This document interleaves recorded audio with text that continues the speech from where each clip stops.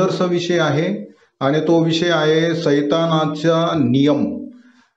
आणि हा व्हिडिओ संपूर्ण पहा म्हणजे हा विषय कळेल बघा. पृथ्वीवर जर राहायचे असेल तर सैतानाचे नियम पाळावा लागतील.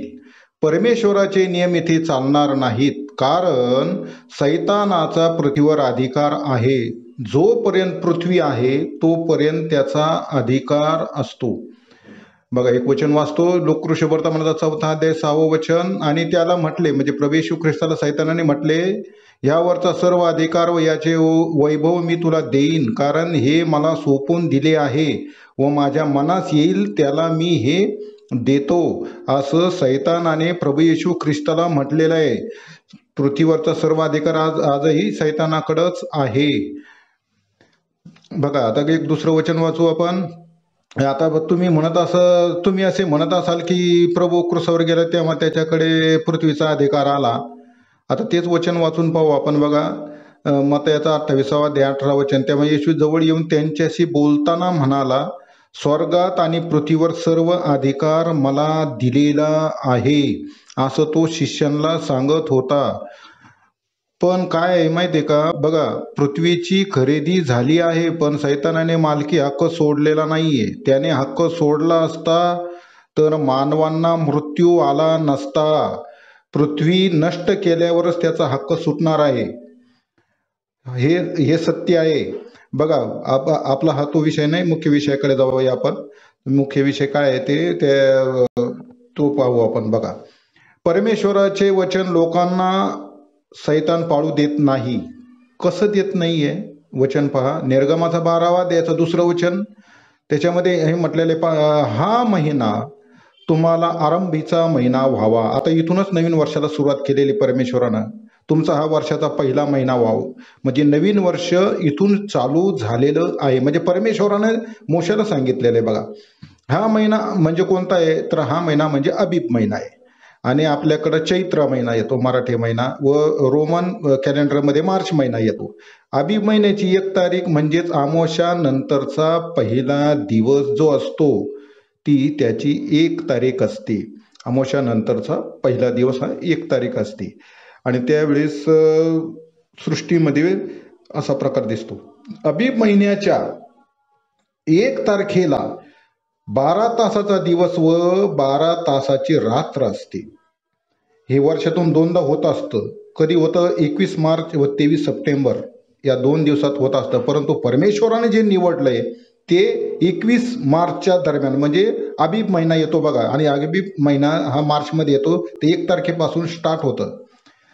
21 डिसेंबर दिवस असतो 10 तास 48 मिनिटाचा व रात्र असते 13 तास 12 मिनिटाची.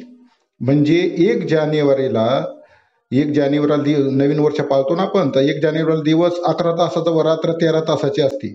आता अबीब महिन्यामध्ये 12 तासाचं असतं आणि 1 जानेवारीला 11 तासाचा दिवस 13 तासाची रात्र असते. परमेश्वर म्हणतो 1 अबीबला नवीन वर्ष आहे, परमेश्वरानं सांगितलं मोशेला. आणि सैतान म्हणतो 1 जानेवारीला नवीन वर्ष आहे. आणि जे परमेश्वरांनी जे नवीन वर्ष स्टार्ट केलं तर 12 तासाचं, म्हणजे 12 तासाचा दिवस 12 तासाची रात्र. आणि सैतानाने जे केले ते 11 तासाचा दिवस व 13 तासाची रात्र असं केलेलं आहे त्यानं. आणि अशा प्रकारे त्यांनी वाटणी केलेली. बघा, सैतानाने 11 व 13 अशी वाटणी केली, ती जगाने स्वीकारली पण आहे. 1 जानेवारीला असा प्रकार होत असतो, तर ते जगाने स्वीकारले. परमेश्वराने समान वाटणी केली 12 तासाची, ती लोकांना मान्य नाही. 12 तासाचा दिवस 12 तासाची रात्र हे लोकांना मान्य, सैतानाचं लोकांना मान्य आहे. लोकांनी ते स्वीकारलेलं आहे. असं आज आपण पाहतो. बघा, आता बघा, परमेश्वराने जे हे केलेलं आहे निसर्ग, तर ते निसर्ग त्यांचे पानं जाऊन नवीन पालवी फुटतात, म्हणजे नवीन कपडे घातलेले असतात निसर्गाने. आणि हे होतं अबीब महिन्यात. जानेवारीत कपडे नसतात, म्हणजे पालाच नसतो झाडांना. तर ही कंडिशन जी असते, असं जे दृश्य असतं ते इस्रायलामध्ये दिसतं. आणि हे आपल्याकडं पण दिसत असतं. बघा, हे नवीन पालवी फुटवी हे उन्हाळ्यातच. झाडांना पालवी फुटू लागली म्हणजे उन्हाळा जवळ आला असे तुम्ही समजता, असं वचन मत्तयाच्या 24 अध्याय याच्या 32व्या वचनामध्ये म्हटलेलं आहे. आता उन्हाळा जवळ आला म्हणजे काय आहे? समजायचं की नवीन वर्ष जवळ आलं असं परमेश्वराला सांगायचंय बघा. उन्हाळा जवळ येणं म्हणजे काय? नवीन वर्ष आलंय बाबा. अशा प्रकारे तो निसर्ग आपल्याला इशारा देतो. हे परमेश्वराच्या वचनाची आठवण करून देतो.